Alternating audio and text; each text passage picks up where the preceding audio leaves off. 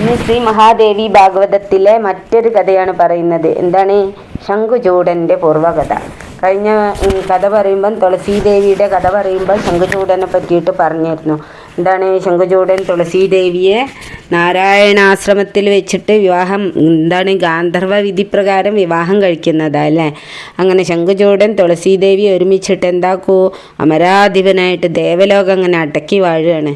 അപ്പോൾ ആര് നിരാലംബരായിത്തീരും? ദേവന്മാർ നിരാലംബരായിത്തീരും. ഒരു ഗവടിയില്ല സ്ഥലം. അങ്ങനെ ഒരു സങ്കടം മുഴുവൻ എന്താക്കും? ബ്രഹ്മാവിനോട് പറയുന്നതാണ്. അങ്ങനെ ബ്രഹ്മാവ് ഇന്ദ്രാദി ദേവന്മാരെയൊക്കെ കൂട്ടിയിട്ടും ബ്രഹ്മർഷി പ്രമുഖരെയും എല്ലാവരെയും വിളിച്ചിട്ട് എവിടേക്ക് പോകും? വൈകുണ്ഠത്തിൽ പോകും. എന്നിട്ട് ഭഗവാനോട് പറയും, എന്തേ ഭഗവാനെ, എന്താണ്, നാഗലോകം മുഴുവൻ ശംഖുചൂഡൻ അടക്കി ഭരിക്കുകയാണ്, തങ്ങൾക്ക് യാതൊരു രക്ഷയില്ല, എന്താണ്, കിടക്കാൻ പോലും തങ്ങൾക്ക് സ്ഥലമില്ല എന്നൊക്കെ പറഞ്ഞിട്ട് ദയനീയാവസ്ഥ മുഴുവൻ കുറേ സങ്കട നിവേദനം വിഷ്ണു ഭഗവാനെ പറഞ്ഞ് ധരിപ്പിക്കുന്ന. അപ്പം വിഷ്ണു ഭഗവാൻ എന്ത് പറയും? ഇന്നവരെ ദേവന്മാരെ, നിങ്ങളെ കാര്യത്തിൽ എനിക്കും വളരെ ദുഃഖമുണ്ട്. എന്താണ്, എന്തായാലും നിങ്ങൾ അല്പകാലം കൂടി ക്ഷമിക്കാമെന്ന് പറയും. കാരണം എന്താ, വരബലത്താൽ ശംഖുചൂഡ് അജയ്യനാണ്. എളുപ്പാർക്ക് അദ്ദേഹത്തിന് കീഴടക്കാൻ സാധ്യമല്ല. എന്താ കാരണം? പൂർവ്വകഥ പറഞ്ഞു കൊടുക്കുന്നതാണ് ഭഗവാൻ. എന്താണ്? അവൻ്റെ പൂർവ്വചരിത്രം ഞാൻ പറയാൻ കേട്ടോളൂ എന്ന് ആരോട് പറയുന്ന? ദേവന്മാരോട് പറയുന്നതാണ്. എന്താ, കഴിഞ്ഞ മന്വന്തരത്തിൽ ഞാൻ കൃഷ്ണനായി അവതരിച്ച കാലത്ത് വൃന്ദാവനത്തിലും ഗോകുലത്തിലും അങ്ങനെ ലീലകളാടി നടന്നിരുന്നു. ആ കാലത്ത് ഭഗവാൻ ഏറ്റവും പ്രിയപ്പെട്ട തോഴനായിരുന്നു ആര്? സുധാമാവ് എന്ന ഗോപബാലൻ. അവൻ എന്നോട് വലിയ ഭക്തിയായിരുന്നു. ഭഗവാനിൽ ഭയങ്കര ഭക്തിയുള്ളവനായിരുന്നു ആര്? സുധാമാവ്. അങ്ങനെ ഒരിക്കലും രാധികാദേവി എന്തോ നിസ്സാര കാര്യത്തിന് വേണ്ടിയിട്ട് കുട്ടീനെ വളരെയധികം ശകാരിക്കും. അപ്പം എന്താ, ഗോപികകളുടെ ഇടയിൽ രാധികാദേവിക്ക് പ്രത്യേകിച്ചിട്ടൊരു മേന്മയും സ്ഥാനമൊക്കെ ഉണ്ടായിരുന്നു അല്ലേ? അതുകൊണ്ട് വലിയൊരു അഹങ്കാരം രാധികാദേവിക്ക് ഉണ്ടായിരുന്നു. കാരണം എന്താ, അഹങ്കാരം കൂടാൻ ഒരു കാര്യം കൂടി ഉണ്ട്. എന്താണ്? നീ 2 പ്രാവശ്യം ആരെ ശപിച്ചാലും ആ ശാപം വലിക്കുന്നൊരു വരവും രാധികാദേവിക്ക് ഉണ്ടായിരുന്നു. അതുകൊണ്ട് അഹങ്കാരം കുറച്ചും കൂടി ഇന്നങ്ങോട്ട് വർദ്ധിക്കും.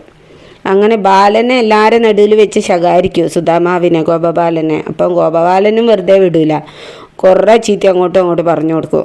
അങ്ങനെ വാക്ക് കണ്ടുള്ള കലഹം മൂത്തപ്പോൾ രാധികാദേവിക്ക് ദേഷ്യം അധികം വരും. അപ്പം പറയും, നീ ഒരു അസുരനായി ഭവിക്കട്ടെ എന്ന് ശപിക്കുന്ന. അവനാണിന്ന് അമരലോകം കീഴടക്കി വാഴുന്ന ഗന്ധർവാസുരൻ എന്ന് പറഞ്ഞു കൊടുക്കുക. പിന്നെന്ത് പറഞ്ഞു കൊടുക്കും? ശാപം കഴിഞ്ഞ ഉടനെ കുട്ടി എങ്ങോട്ടാണ് പോകുന്നത്? വൃന്ദാവനത്തിൽ നിന്നും നേരെ പോയത് എവിടേക്കാ?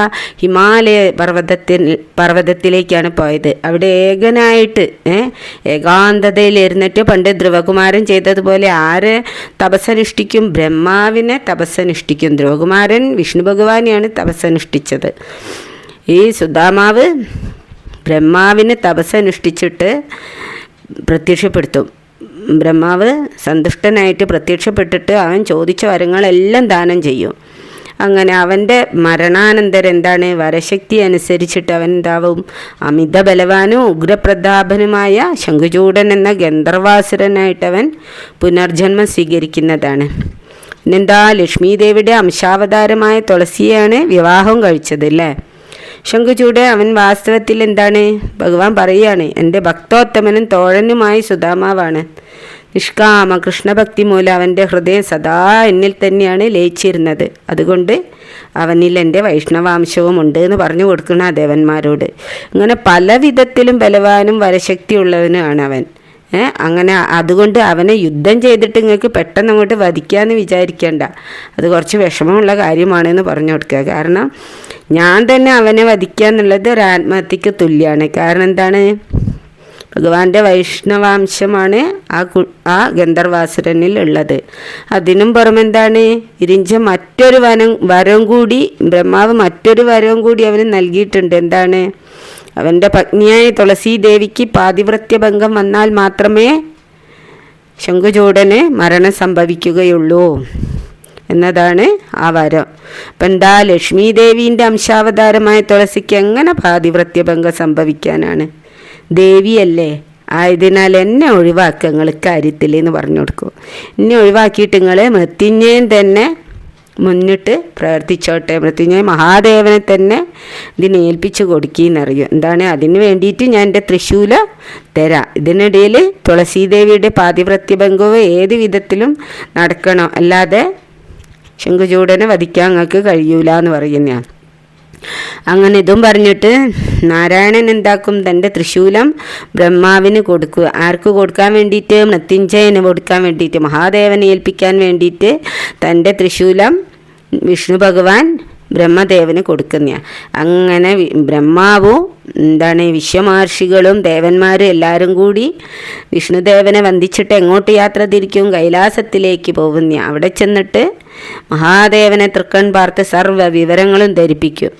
അങ്ങനെ ഭഗവാന്റെ നിർദ്ദേശവും അറിയിച്ചിട്ട് ഭഗവാൻ കൊടുത്ത തൃശൂലവും കൊടുക്കുന്ന. അപ്പോൾ തൽക്ഷണം തന്നെ ദക്ഷിണാമൂർത്തി ഭഗവാൻ മഹാദേവൻ ആരെ വിളിക്കും? ചിത്രരഥൻ എന്ന ഗന്ധർവശ്രേഷ്ഠനെ വിളിച്ചു വരുത്തിയിട്ട് കൽപ്പിക്കും. എന്ത് കൽപ്പിക്കും? ഹേ ചിത്രരഥ, പറയുക, നീ ഇപ്പം തന്നെ ഒരു ദൂതുമായിട്ട് സുരലോകത്ത് പോകണം. എന്നിട്ട് ശംഖുചൂടനെ കണ്ടിട്ട് ദേവകളിൽ നിന്നും പിടിച്ചടക്കിയ സർവ്വവും അവർക്ക് നിരുപാധികം തിരിച്ചു കൊടുക്കണമെന്നും അതിന് സമ്മതമില്ലെങ്കിൽ ഉടനെ സമരത്തിന് തയ്യാറായിക്കൊള്ളൂ എന്ന് പറയണമെന്നും പറഞ്ഞു കൊടുക്കും. ആരോട്? ചിത്രരഥനോട് മഹാദേവൻ പറയും. എന്നിട്ട് മഹാദേവൻ പറയും, ഇതൊക്കെ ഞാൻ പറഞ്ഞതായിട്ട് അവനെ ധരിപ്പിക്കുക.